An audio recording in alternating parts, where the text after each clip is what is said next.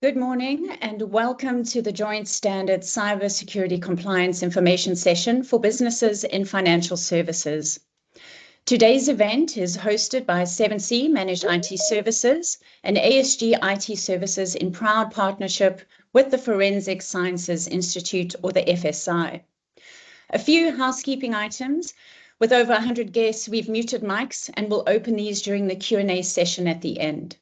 As we progress through the content, please feel free to add your question to the Q&A box. We will try to answer these as we work through the content. We will also open for audience questions at the end of the presentation as stated. At any time, if you would like us to connect with you after this event, simply type callback in the chat. Next, please welcome SevenC MD Graeme Millar for opening remarks. Graeme's career spans 2 decades in managed IT services with a very strong technical background in Linux systems engineering and project management. If you know Graeme, then you know his primary goal is delivering excellent service and solutions that help clients manage costs, keep up to date with tech advancements, and to build real flexibility into client operations. Importantly, Graeme is deeply invested in fostering professional development within the company and the industry. A passionate endurance sportsman, Graeme has completed 4 comrades and numerous ultramarathons and cycle races. With that, please welcome Graeme. Hi everyone. I'm delighted to welcome you to the Cybersecurity Joint Standard event brought to you by SevenC and ASG in collaboration with our strategic partner on the standards, the Forensic Sciences Institute, or FSI. Let's look at a scenario to set the scene for these FSCA standards.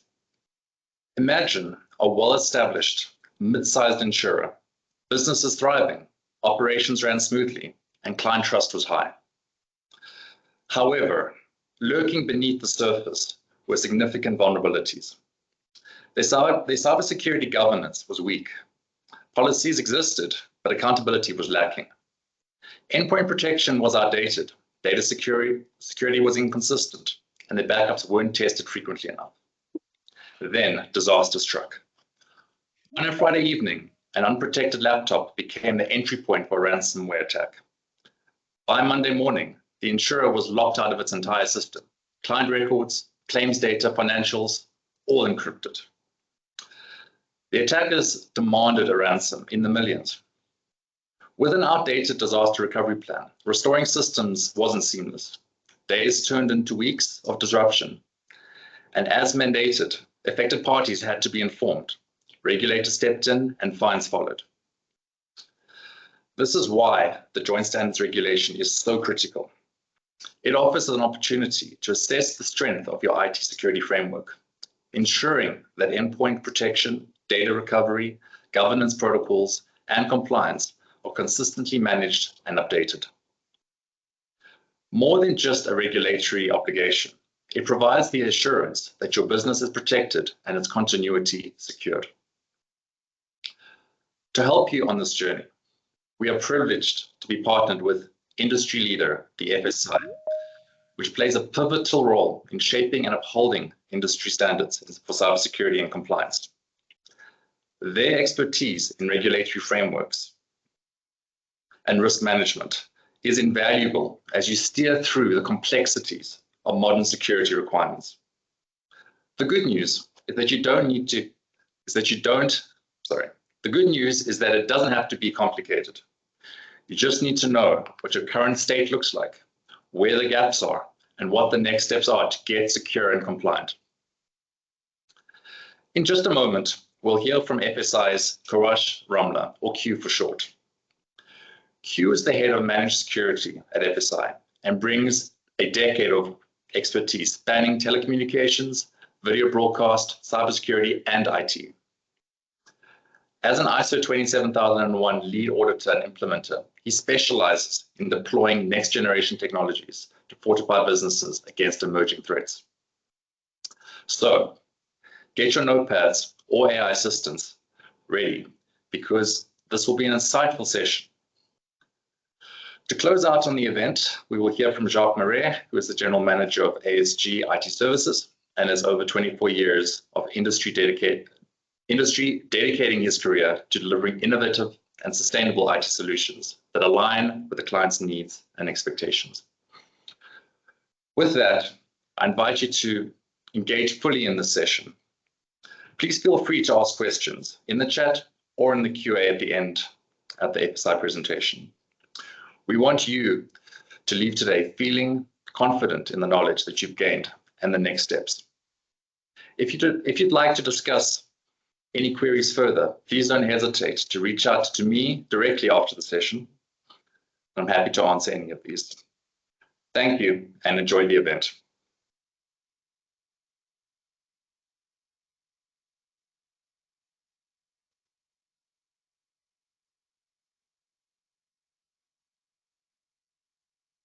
I think we need you off mic. There we go. Yeah, that would help. Thanks for that introduction, Graeme. And thank you again, everyone, for joining us here today. Today, we're hoping to explore how Joint Standard 1 and 2 are going to be shaping cybersecurity and IT governance landscape within the financial sector. With these increasing cyber threats and stricter regulations, financial institutions need to be proactive in meeting these standards. By the end of our session, we hope to enlighten you in understanding of these requirements, their respective enforcement timelines, and the actionable steps to prepare for compliance respectively. Before we start, I'd like us to take a moment to think about each of our respective organizations and evaluate our current posture. A few questions we can ask to do this. Do we have full visibility of our IT risks? Do you have visibility of your third-party ecosystem and how far it spreads within your organization? And is your incident response applicable to your organization? Has it been tested? So, to begin, let's discuss on why regulators have moved from voluntary guidelines to mandatory standards. So why the shift? Until recently, cybersecurity guidance specifically within the financial sector was proactively voluntarily. Institutions followed best practices at their own pace, and this created uneven levels of resilience across our financial sectors, right? As cyber threats intensified and high-profile breaches increased, our regulators have recognized the need for enforceable standards, hence Joint Standard 1 and 2. One of the biggest accelerants for this shift has been the huge, let's say, drive of digitization post-COVID, or during COVID even, if you will.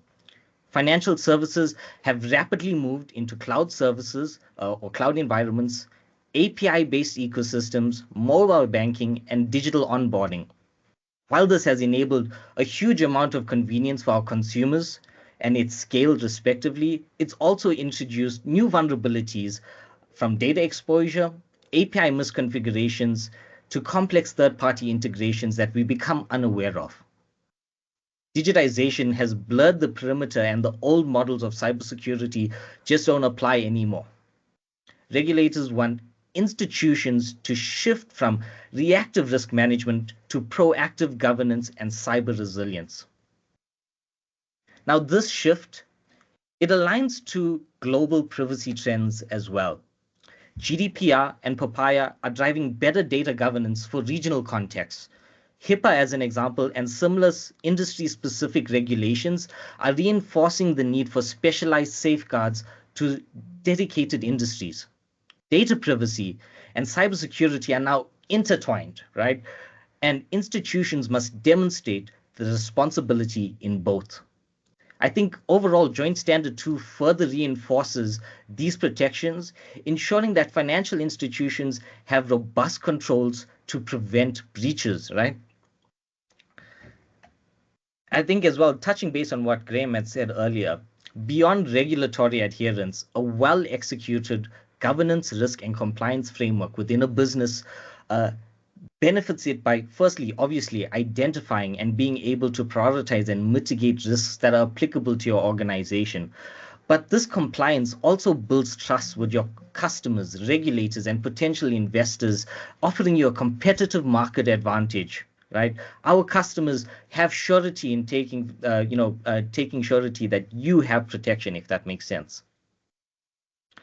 And in short, our compliance becomes a key enabler for long-term business growth, and operational resilience. Now that we've understood the importance of compliance and this shift from voluntary to mandatory, it's essential to recognize the cyber threats that are driving these regulations. So, financial institutions are obviously one of the most attractive targets for cyber attacks. Just a quick touch base on numbers here. In 2023, financial institutions experienced a dramatic rise in cyber attacks, more or less 45% of digital fraud and a 50% of ransomware attacks based off global statistics. 88% of financial organizations repeated at least one potential, let's say, breach within their let's say, operations last year. South Africa has accounted for 22% of cyber attacks in South Africa, which combines the fact that we're in a potential hot zone in this sector, in this region, right? Local financial institutions are also being monitored and targeted in dark web forums. The data is being actively traded and used for new attacks. Now, we're going to touch base on this in the next upcoming points and how the threat landscape has evolved so significantly and why this drives the need even further. So first, I'd like to talk about a new particular alarming trend, right? I'd say relatively new, but it's been operational for probably the past 3 or 4 years, if not longer. And this is ransomware as a service. This is a criminal business model that allows attackers to rent ransomware kits, making sophisticated attacks accessible to even low-skill actors. This allows it to be more profitable as a business from a criminal mindset, obviously, right? Ransomware incidents targeting financial institutions as a result of this has surged, often resulting in data loss and operational downtime. Now, this takes us to the next step on why diverse standards need to be applied so that we're not just focusing on, again, recovery, as some businesses have done to address the ransomware threat. Is obviously I can, recover back from my backups, but we need to look at preventing it because our attackers, right, our threat actors are diversifying their means to make our data, let's say, valuable to them, valuable to us. And that means evolving tactics, right? That's double extortion tactics, essentially. So scenario based again, let's follow Graeme's example that he gave us in that introduction, if that makes sense. In that introduction, hopefully that customer is able to recover their backups. But what they may not have been aware of, right, is that during this attack, that data had been exfiltrated by the attackers and now is kept with them. This is potentially all of your organization's company records. In this scenario, if you decide to not pay the ransomware, they would still ask a ransomware for them publicizing your data, right? So attackers first exfiltrate our sensitive data, then encrypt our victim systems. If ransomware isn't paid, they threaten to leak or sell the stolen data, either on dark web forums or by publicly shaming sites. Obviously, using reputation as a damage component or motivation factor for you paying to prevent this data going out. This tactic obviously increases pressure on organizations and introduces privacy violations and reputational damage. That's another factor, again, that comes into display of that. With things like Papaya, we are required to notify our regulators of data breaches within our organization. At that time, the regulator in South Africa may decide to evaluate your security controls, and if they deem it lacking, you may be liable for potential fines.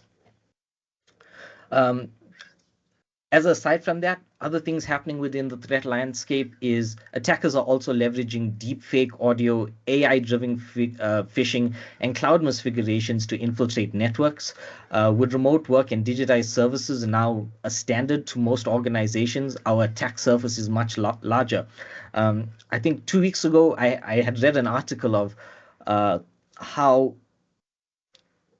they had managed, an attack group had been able to successfully get a CFO of a company to approve a payment of about $8 million, something to that extent. And the way that they did it is that they more or less deep-faked the entire board of directors within that company. So the CFO was the sole person that was actually legitimate on that call, and everything else was an AI deepfake. So it's just highlighting the extent to which some of these attacks are going. I think to wrap off, cybercrime is estimated to cost the South African economy over 2.2 billion annually, and that number is most likely conservative, as most companies also don't publicize their breaches and their impacts respectively. This cost obviously is not just financial. Institutions risk long-term erosion with their clients, investors, and regulators as a result of which. Now, understanding these threats makes it clear why regulators have set firm deadlines for compliance. Let's review the key dates and what they mean for your organization.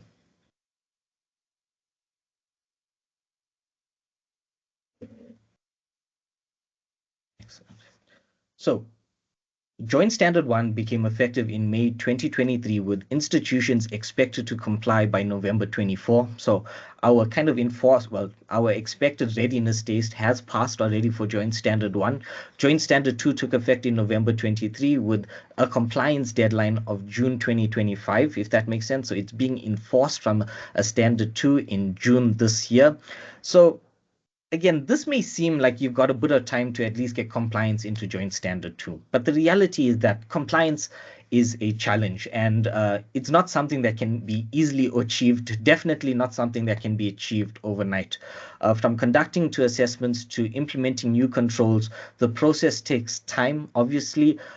Starting sooner rather than later ensures a smoother transition and reduces your risk at the end of the day of non-compliance. So again, now that we've briefly covered over some of these timelines, let's identify which institutions are directly impacted by these regulations. So financial institutions, whether banks, investment managers, or other financial service providers, handle vast amounts of sensitive data and oversee critical transactions every day. This obviously makes them a major target for cyber threats. Strong IT governance and cybersecurity aren't just regulatory requirements, they're essential to protecting against fraud, data breaches, and your financial disruptions. Ultimately, they help maintain trust and stability across the entire financial ecosystem. So these standards apply to all regulated financial institutions. And these include banks, insurance companies, service providers, asset managers, even fintech companies and smaller firms fall under these regulations if they handle financial data or provide financial services to a broader audience, if that makes sense. So I think something that's generally overlooked is investment management, entities that have, generally very limited IT skill sets within their estates. The list kind of goes on. It's exceptionally broad. Growth fund, funding entities for business development, as an example. These all fit within these, while not directly, let's say, listed within the direct, let's say, regulation communication, but are all applicable.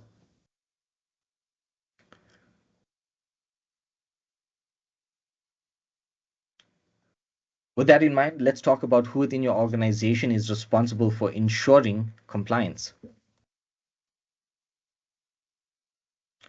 So first we have your leadership, right? So regulators are clear. Compliance is not just an IT responsibility. Compliance starts at the top. Board and executive teams are expected to obviously provide oversight, allocate the necessary resources, and establish clear governance frameworks. I think that's a key component to address, at least in this context of this standard. Our framework provides us with a framework of compliance that we need to adhere to. Many of the times in other organizations, without this kind of structured or regulation approach, you find different entities coming in and evaluating an organization, giving you different feedback in regards to we've evaluated you on this framework, we've evaluated you on this standard, etc. And the problem is that it builds discrepancy within your organization strategy, as opposed to the board and leadership taking a decision on this is a framework that's applicable to us, and you can then have consistent delivery and evaluation of your, let's say, compliance to that framework, as an example, right? The next thing is operational execution is a shared responsibility, obviously. IT and cybersecurity teams manage controls and technical implementation. Risk and audit teams assess exposures and monitor compliance, if that makes sense. And your legal and compliance officers ensure documentation, policies, and responses align with your regulatory expectations. Lastly, it's collaborative execution. Cybersecurity cannot just be siloed. It requires coordination across all of the levels of the business. This obviously includes your third parties. I mentioned digitization earlier, and for many small entities, digitization is not something that comes without the assistance of a partner, similar to SevenC or ASG.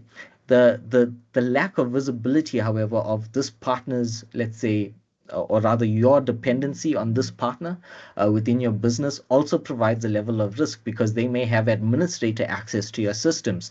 If they are compromised, they could subsequently compromise you, right? If that makes sense. So that's why we've also got our third parties there. We need to obviously define our expectations of to our third parties and expect them to comply in return. That's the kind of mechanism that you provide surety when providing surety when providing services, if that makes sense. Now that we've outlined responsibilities, let's look at some of the common challenges institutions face when achieving compliance. So achieving compliance is no small task.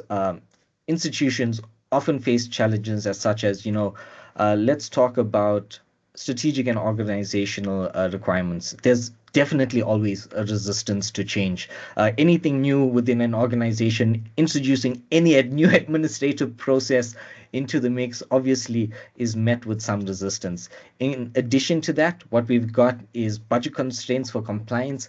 Not all customers have the ability to purchase the Rolls Royce of security tooling, and need some means of diversifying their budget to get good security coverage. Alignment with existing frameworks, right? So again, as a challenge, you may be applicable to a framework and you may not have the necessary means to implement it. I think this comes down to a few key factors in regards to a lot of these challenges, and I'll surmise them, to kind of surmise it overall. But just moving forward into your operational and technical challenges, you've got complexity in security control implementation. Again, every organization's environment and estate is unique and it's different. As much as there's a manual by every OEM out there, Murphy's Law is that nothing works the way it should. Nothing tends to work the way it should. Lack skilled compliance resources. Again, introducing a standard of 100 or 150 controls, or whatever the case is, for your organization to review, if that makes sense, is no easy task. It's definitely not easier if you have no context or knowledge around cybersecurity, risk management, IT project management as an example, etc. Right? Continuous monitoring and incident response. Again, this is kind of, I think, tied back to limited resources at the end of the day, is that most companies need to find unique mechanisms of being able to have good coverage of their estate for continuous monitoring, at least continuous monitoring, if not response, at a minimum, if that makes sense. And then we've got regulatory and compliance challenges, ambiguity in regulatory interpretation. Again, this is applicable to, I think, any standard out there. It's why it's great to have someone that can assist from a specialization perspective to interpret and communicate with the regulators to obviously get that clarification. And then lastly, vendor compliance and third-party risk management. Now, again, this is something that's most likely not been addressed by most organizations that are not larger enterprises. However, the need, I think, is still valid and driven. The extent to which your organization can invest in supporting activities like this, is obviously dependent on your budget, but there can be manual means, administrative at least methods, that you can evaluate your vendors and establish the processes to manage this risk continuously as your business evolves. So I think just to surmise everything there, we've got limited resources, complex regulations, third-party risks, and obviously, as we mentioned before, that evolving threat landscape. So I think next what we're going to do, guys, is that we'll explore the standards and how they overlap with each other, if that makes sense. So in a nutshell, Joint Standard 1 focuses on IT governance and risk management, right? It's structured around 101 controls over 9 key areas, if that makes sense. Some of these controls include, IT strategy, governance frameworks, your roles and responsibility, operational risk. We've got them listed there on the Venn diagram on the left-hand side. If we look at the overview of Joint Standard 2, Joint Standard 2 is obviously more technical, and it focuses on cybersecurity and your resilience, respectively. So it consists of about 129 controls through 10 control areas, and that includes things like your threat detection, incident response, as well as your recovery planning. And it requires institutions to build capabilities not only to prevent attacks, but also to recover from them effectively. So again, twofold. We cannot solely invest into our recovery. We cannot solely invest into prevention. We need to have a balanced approach so that we can minimize the risk across them respectively.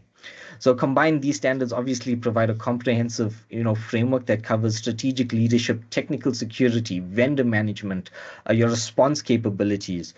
These don't just tell you how to protect your data. They require you to prove how you govern, secure, and recover your systems from a standards perspective. So again, if the regulator decides to do an audit or evaluation, they want to be able to see kind of proof of this in work within your organization.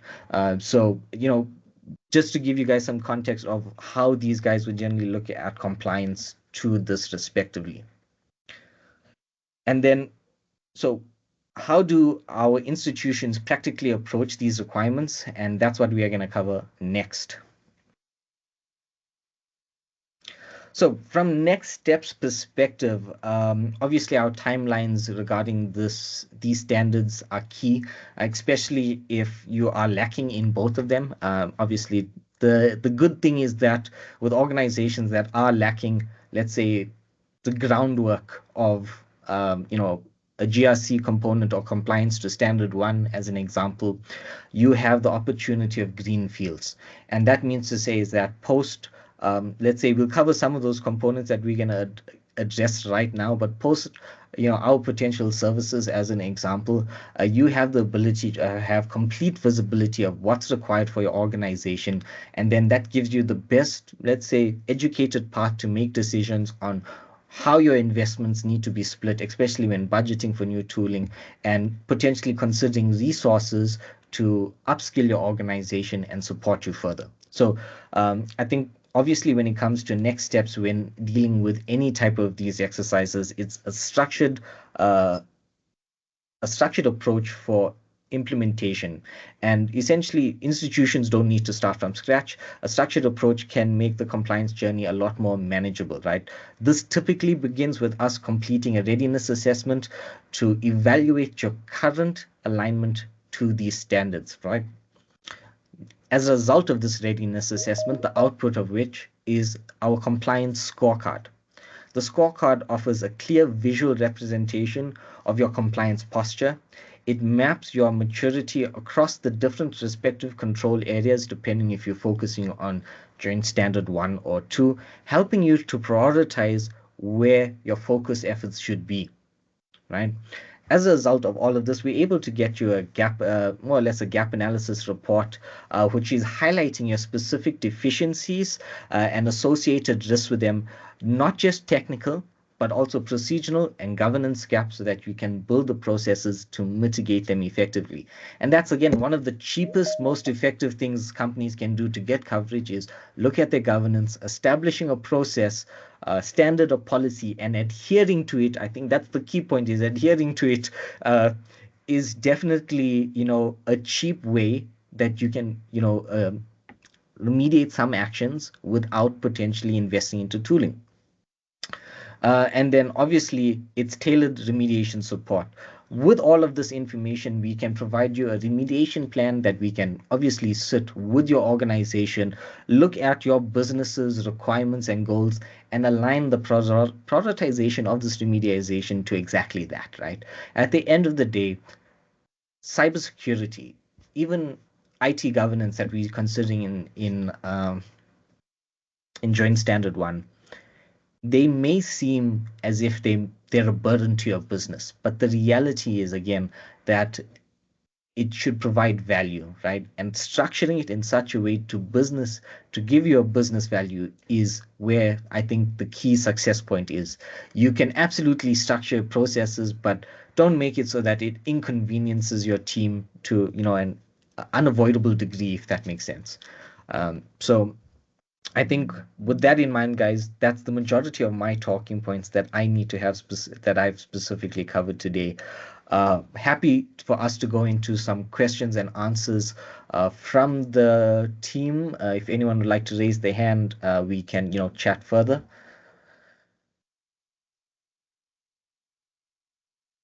Hi, Dirk.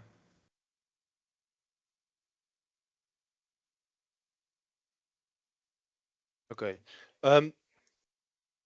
We do a lot of work on PCI compliance and then risk framework, and then we have the insurance industry questionnaires that we have to do every year. It's a lot of the same work, repetitive, a lot of same evidence. Now there's another standard coming in, so which means that we're redoing all of the same work, but for a different standard now.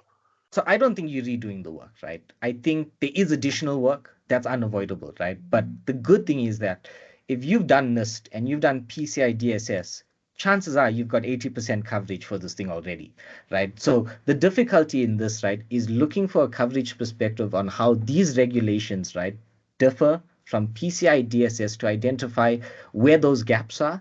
And that's specifically it. Your organization's risk register shouldn't change. It should just add those few gaps that aren't covered specifically via PCI, DSS, and NIST, if that makes sense. But the reality is that auditors and assessors coming in do not rely, for instance, if we go to an ISA report, they don't rely on the evidence that we've submitted for PCI because they don't recognize the PCI DSS standard as formal evidence. So even though we've done it for PCI, for the ISA report, we have to go back and redo all of the evidence and resubmit all of the evidence. Unfortunately, you can't avoid that, right? Because essentially each auditor is going to always ask you for fresh evidence at every evaluation. So evidence generation, unfortunately, it's work you can't get out of unless you can look at maybe more advanced reporting mechanisms to try and automate most of that process for you. But unfortunately, every auditor should, whenever evaluating, ask you for fresh evidence. But that's exactly my point. Now, the regulator comes and they load another audit on the industry, which takes up resources, which impacts productivity because it's the same teams. Absolutely. That's supporting the response. Absolutely. So it's yet to be determined how the regulator is going to enforce this from a audit perspective, right? They could take the route that they've done with Papaya, if that makes sense, where companies that have only experienced specific breaches will then be audited, if that makes sense. So they haven't specifically stated a requirement for your company to have an annual audit against this via the regulator. So that's just a concern that I have. Yeah. So small, at least silver lining there is that at this stage, it's not something you have to address unless the building is on fire, unfortunately. I see we have another hand.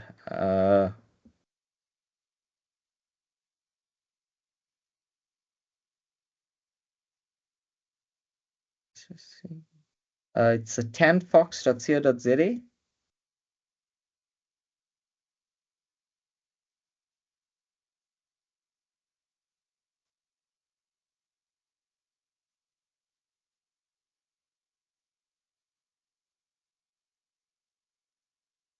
I think we are probably unable to get them through.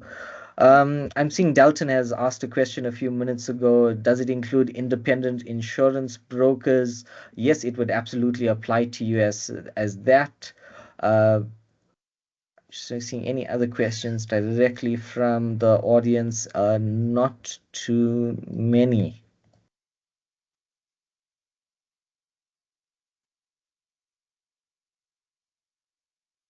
Excellent, guys. I think there's not that many further questions then. With that, thank you everyone for your time. I hope it's been enlightful. I'm gonna now hand over to Jacques for our closure of session. Thank you so much, everyone. Thank you, Krish, Monique, and the team. We appreciate you sharing these valuable insights with us. It sometimes feels like the pile of risk and compliance requirements will never end. However, it's comforting to know we have such knowledgeable partners to help us navigate these challenges. Does anyone recall the Dis-Chem breach? Over 3 million records of personal information were exposed, and they faced a potential fine of 10 million rand.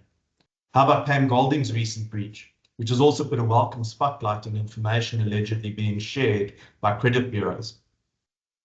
How satisfied are you with your current IT security posture?